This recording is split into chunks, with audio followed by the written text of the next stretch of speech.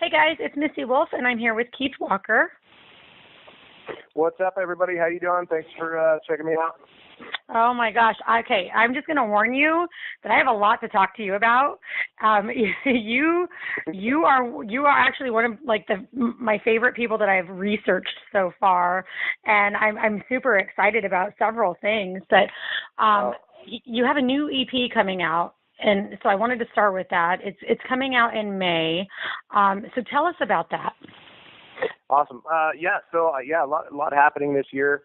I had a blessed 2015. I'm looking forward to 2016. A lot of plans going on. Middle of last year, I was recording a record. I had too many songs to go on the record. And my management was saying, well, why don't we split this up into 3 EPs? And, this way we're not forced to put certain songs on certain EPs, et cetera. So ended up deciding to put 3 EPs over the next year and a half. So every 6 months I'm releasing new music. It gives everybody new music all the time. And this way, when I'm out there playing a show, I'm playing the last EP, the last 2 or 3 EPs, I guess you could say. And then always kind of giving a little showcase into what's coming up in the next couple months. So it's really a different kind of thing as far as releasing music, but I'm excited about it. Yeah, this record is going to be, it's going to be something special. We've been working hard at it in the studio a lot, and we actually added just another song. Usually I only do 5, but I wrote one the other day, and I wrote one the other day and was like, this has got to go on it. Oh my gosh, isn't that exciting? I've heard that from artists before, where they don't plan on having that next song or a song at all, and then these lyrics just pop into their head and they write it and they're like, oh my gosh, this is good, or something that started out as just a thought, they had no idea it was going to go anywhere, and it becomes their favorite. So that's right. I love hearing stuff like that, and I have to tell you, when I was listening to your music and playing your videos on my computer, my daughter was in the kitchen and I noticed that she was dancing, and I'm like, what are you doing, babe? And she was like, is this guy on the radio right now? Because I feel like I've heard him before. And I'm like, well, he does have radio play, and absolutely. And she was like, Mom, what CD is this? We need to get it. And she just immediately was all about it. And it was the honky tonk shake that she was just dancing to. So I had her come watch the video with me, and she was like, what? Look at that. Look at all those girls dancing. And she was like, I could do that. It was great. And for sure. And okay, so that specific song, Honky Tonk Shake, is that off the EP Chaser?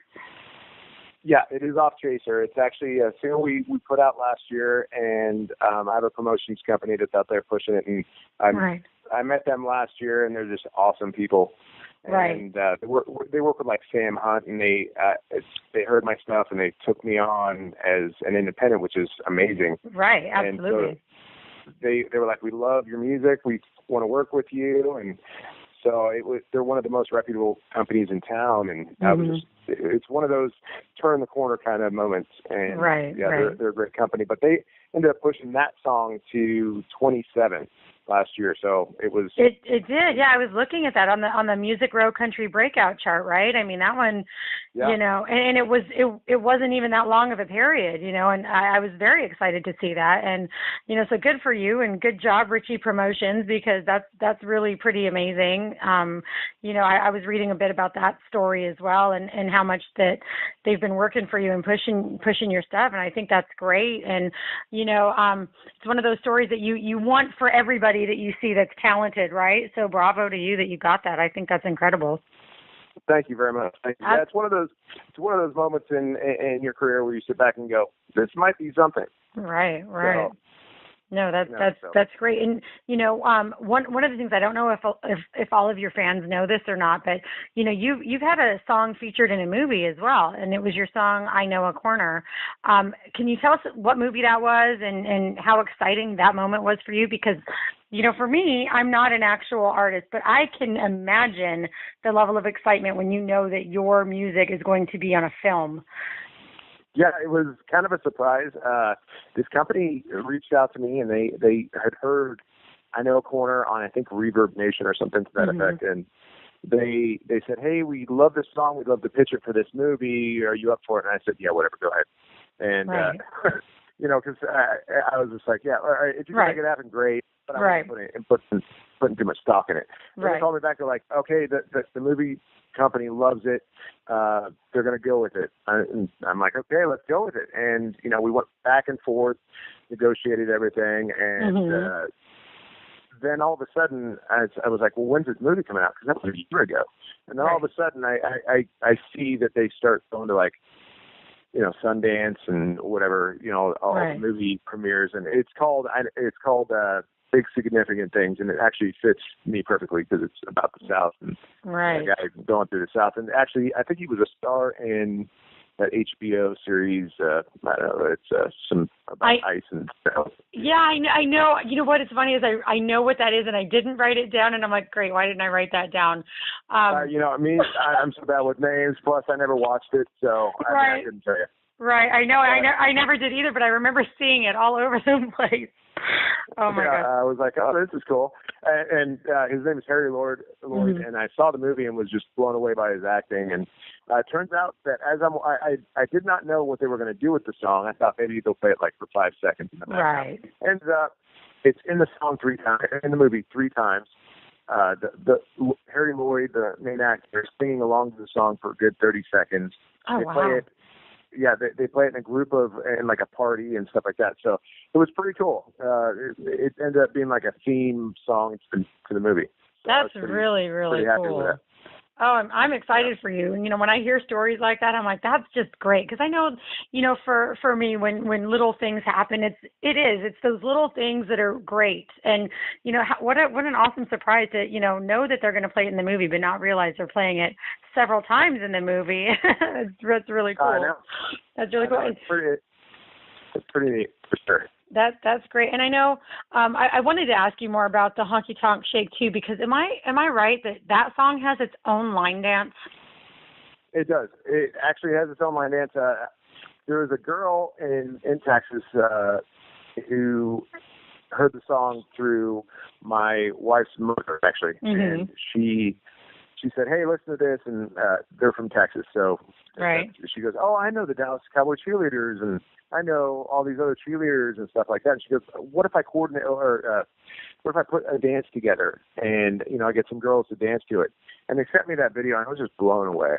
They did an amazing job, and I think we have over 100,000 views on Facebook alone just for that video, for their line dance alone. So I think they did killer. It's great. Well, I will definitely be including it with the article because we have galleries and we have videos. It's kind of like when I do the articles, we have every artist basically gets their own like little homepage. And so all of your links are going to be on there, and there's going to be a video channel on there too. So it'll direct people to your YouTube, which is great.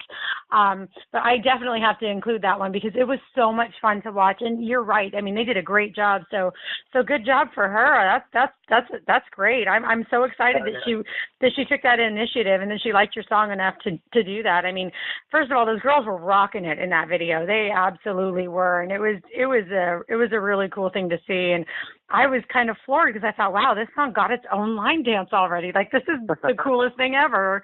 But yeah, I mean, when I wrote that song, I was sitting, I got done writing it, and I get home, and I'm like, it's a great song. Is it going to go anywhere? No. Right. Just another one of those party songs that I just wrote. It's just, and you never think about that one that actually does something, and that ended up being the one that did something last year. Just, partly because of those girls who were out there line dancing and, creating that line dance. That was just, it was a complete blessing for sure. Oh, definitely. One of my favorite songs of yours, too, is High on You and I feel like it's one of those songs that you want to hear constantly.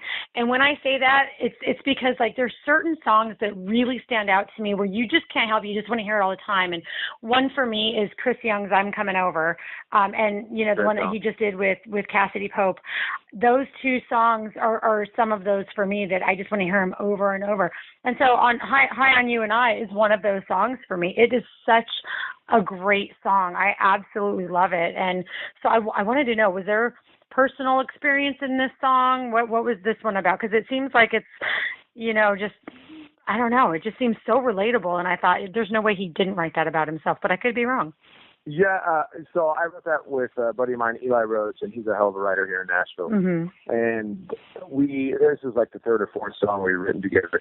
And we were sitting there, and I had this idea to kind of, okay, let me backtrack. My thing, talk about songwriting for a second. One of my favorite things about songwriting is you can walk into a room with one idea, and it ends up being something completely different. It's almost like it was meant to be that song. Right. And this was one of those moments. And we just kind of started with this idea that was, I won't even say the idea because it's a stupid idea. And ended up being, it really was. It was going to be a song about college, a college romance, but I was like, him and I started talking about it. I was like, man, this is like me with my girl. And he was like, this is like me and my girlfriend. And just having that one special moment in time and capturing that moment in a lyric. And I feel like we did that. So that's one of the cool things about songwriting is you never know what you're going to write until it's done. So, well, I love it. Song. I love it, and I'm glad that it went the way that it did, because it really is. It's just one of those great songs that you just want to hear it all the time, over and over, and it just reminds you of that story that so many people have stories like that, and so it's positive and it's fun and it's great, and it's definitely it makes you crave more of it. I'm very excited about it, but there's more to you than all of this, and there's an emotional part to you that. When I was reading your bio, I just want to tell you that I had to stop reading it because I started bawling my eyes out.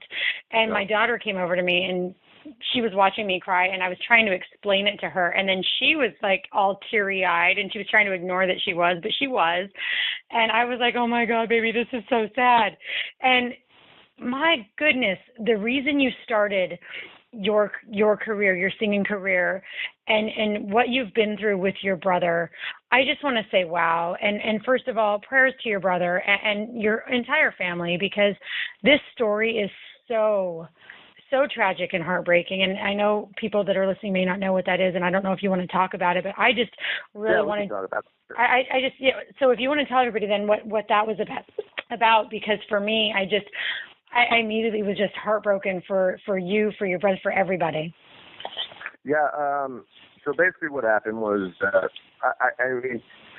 I was I think 13 or 12 or something to that effect, and we always listened to country music growing up, but I never really kind of knew the power of it and basically what it meant to other people. And basically, my brother was about to graduate high school.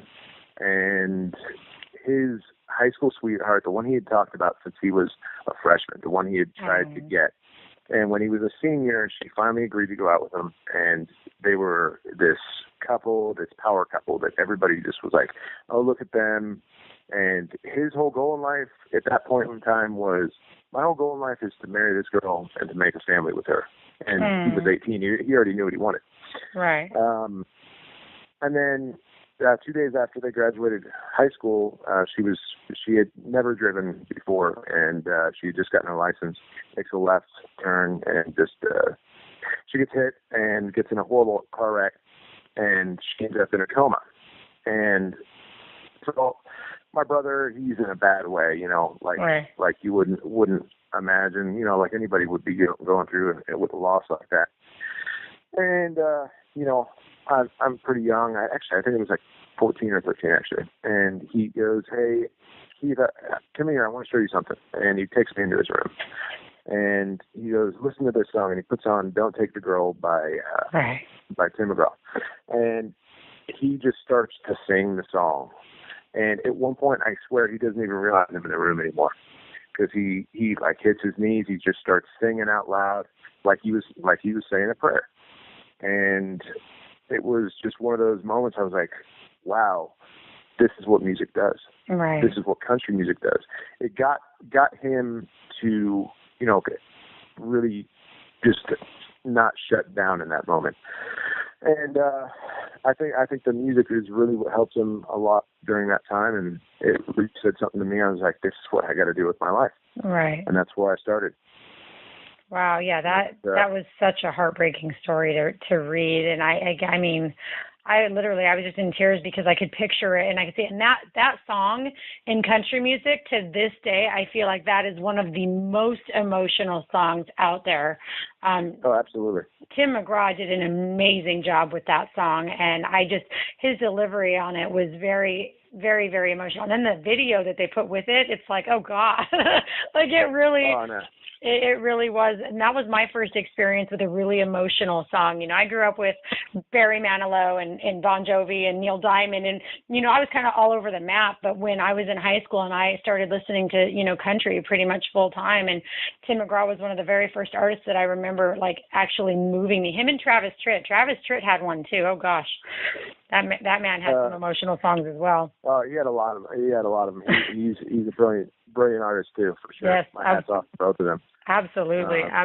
Now, does Tim McGraw, has he gotten a hold of your story and like how that song affected your brother and you? Does he know that at all? No, because I've never met Tim McGraw. I would love to meet him. I'm actually opening up with Kenny Chesney this year, and I know they're friends, but he probably won't be there, so it doesn't really matter. Well, you know what? You just never know. And what I have found out about Nashville is that everybody knows everyone. You talk about wanting to meet somebody, and the person next to you on the plane or in the restaurant or wherever you are, oh yeah, I'm working with this person tomorrow or the next day or, you know, whatever. And it's the strangest thing, and I don't think I'm ever going to fully get used to it. It is just bizarre, and it blows my mind away every single time. Every time. Yeah. It's true. It's a small town. Definitely Nashville is a small town and a big town. Absolutely. Now, you're from California, right? Yep. Absolutely. Okay. I live in California. I'm in Huntington Beach. What part were you from? Right on, El Segundo. Okay. All right. So you're like right there by LAX. Exactly. Okay. So I have to know, because I love talking to people who live in Nashville that were originally from California, because yep, when I'm yes, oh, definitely. And you're going to have more. I will definitely get back there. But I moved to Nashville in 2013, and I came back out on vacation and kind of got stuck here ever since, but I'm working my way back there. But my biggest complaint was certain food items I could not find in Nashville. So I want to know what yours are. Do you have any complaints? The one food group that is not in Nashville is In-N-Out Burger. Yes. And I will call that a food group, because that's exactly what it is. It is. It definitely is. You have a lot of that. You know, I know that In-N-Out keeps expanding and they keep going further east, you know, but yeah, they're definitely not there yet. Mine was the Mexican food, just really good Mexican food in California. Yeah, that's true. That's true. Yeah, it's just been kind of hard to find. I mean, I found a couple of places that are close, but not close enough. So yeah, I'd agree with that for sure. I had Mexican food tonight, so any chance I can. There's one place in Nashville called La Hacienda that I love, and it reminds me of California Mexican food. Oh, well, I'm gonna have to check that one out because I haven't been there yet. For sure. Do they have carne asada burritos there? Because nobody ever has those. Actually, there is one in. There's one in Brentwood. There's a place called the Three Beans or something to that effect. It's delicious, but they also have a brisket burrito. So it's a gut bomb for sure. Just be prepared to take a nap after that. Right. Oh, that's awesome. That's awesome. Well, you know, you have a lot of credits to your name as well already at this point, and I know that we've kind of jumped around, but one of the things that I want to talk about, are you still in currently a finalist in the Touch Tones Breakout Band Contest? Yep. They're announcing next week. They're announcing it next week. Okay, because I know that you made it into the top 10, and, you know, your website said it wasn't over yet. So I was like, oh, my gosh, I'm like on pins and needles. Like, when does this thing end? So how can we help you? How can we help you? Just go to a Touch Tunes in your local bar or whatever. Your jukebox is a Touch Tunes and play my music. Oh, okay. So that's how you help me. And at this point, it's up to other causes. I mean, there's no more voting or anything to that effect. It's now down to judges and things like that. So. Oh, okay, great. Well, that's awesome to know, and I'm going to be waiting to hear, where you go with this. So you have to tell us. You'll have to text me or email us or something. Let us know. For sure. Let us know how the outcome is. But we'll definitely get this out there for you because I think that this is really cool. And I didn't even know about Touch Tunes. For those who don't know about Touch Tunes, can you tell us what that is? Yeah, Touch Tunes is if you go to a bar and they have a jukebox, generally these days it's a Touch Tunes thing where it's like a touch screen where you go and you pick a song, basically like your iPhone, but it plays throughout the bar. So that's what Touch Tunes is. Oh, that's great. So I think they're in over 5,000 bars across America or 6,000 bars or something to that effect. I mean, I might be exaggerating that and just don't realize it, but it's I've been to a bunch of bars and they have a Touch Tunes. It's the new jukebox basically. Oh, I mean that's cool, but at the same time it's kind of like, I totally love when I go somewhere and I see like an old school jukebox. That's true. That's true. Right? Like I went to Sun Records not too long ago in Memphis, right? And that's the studio where Elvis recorded. But I went there and they still have, a working old jukebox, and it was just like, man, this is just so great. I love it. And, of course we had, Elvis and Johnny Cash going with that. It was phenomenal. But I definitely miss, growing up, you'd go places and you'd see them all the time everywhere. And now it seems a little bit more rare to see. It's a dime a dozen. Yeah. And now it's very rare. You're right. I would have one in my house if I could afford it. Right. Get an old Wurlitzer or something. I think that would be great. Yeah. Definitely. Absolutely. I'd be listening all the time. Right. Oh, absolutely. I think we just figured out a life goal, right? Right. I know. Oh, that's awesome. Especially, it's just so amazing, and it brings back so many memories of childhood. And then, when you watch those movies that you remember watching growing up, and, you see those scenes, like, I don't know, I remember The Great Outdoors with John Candy, and there's a scene with a jukebox, and it's like, oh my God, so it just brings back all of those fun childhood memories for me. So I want one for myself. That'll happen one day. For sure. Absolutely. And then someday, like 100 years from now, somebody's going to say, I want one of them Touch Tunes things. Right? Oh, I know. I know. Oh, it's crazy how time and technology changes, and it seems so rapid these days too. Just everything is just taking these incredible turns, and it just seems to me like everything is going to be hard to predict next. Just because we already have so many outrageously crazy things that we never would have expected. 10, 15 years ago. So. Yeah. True. Anyways, well, thank you so much for taking the time with us today. But is there anything else that we didn't talk about that you want to tell your fans? Well, Friends with Boats came out this week. It's, go call your local radio station because they all have it. We were the number 10 top added song this week for all of country radio. So awesome. It's pretty exciting. So please call. And, otherwise, I got a new, like we talked about earlier, check it out, keithwalker.net. Yeah. Add me on Facebook if we're not already friends or whatever, and, follow me on Twitter and all that stuff. Absolutely. So, yes, Friends with Boats. That one is a really fun and catchy song, and I think when you listen to it, I think everybody's going to relate to that, too, because we've all been there. We have all been there. It is the first single off your upcoming EP. And is it the title track? No, it's not. Actually, the title track is called Space. Okay, I haven't told anybody yet. Oh, I'm sorry. The title of the record is Space Between, but nobody's asked me yet, so I'll tell you get exclusive on that. Oh, well, perfect. So, it's called Space Between, and it's a track off the record. It's a gorgeous song, and I'm excited for that one to be out there, but also it just kind of says where I'm at in my career and where I'm at in life. I feel like I'm in that space between right before it happens. Right. So that's so I like to name my albums based off of where I'm at in life at that time. So I think that's perfect. I think that's great. And man, just, congratulations on everything you've done so far, and good luck on everything coming up. I have a feeling that 2016 is going to be a year full of blessings for you. It sounds like you've already had a great 2015 as well, and a really good start to this year so far. So I'm excited to see where it takes you. So thank you. Absolutely. Well, thank you for taking the time, and and getting me on here as well. I really appreciate you, supporting my music and making sure that it gets out to the fans. So. Oh, absolutely. Absolutely. So we will definitely get this out there for everybody. I will have all of your links and everything included. And man, I'm excited to see what comes next. So stay in touch with us and let us know anything you have coming up. Let us know so we can help you promote it. Absolutely will do. Thank you so much. All right. You have a good night. You too. Bye-bye. Bye.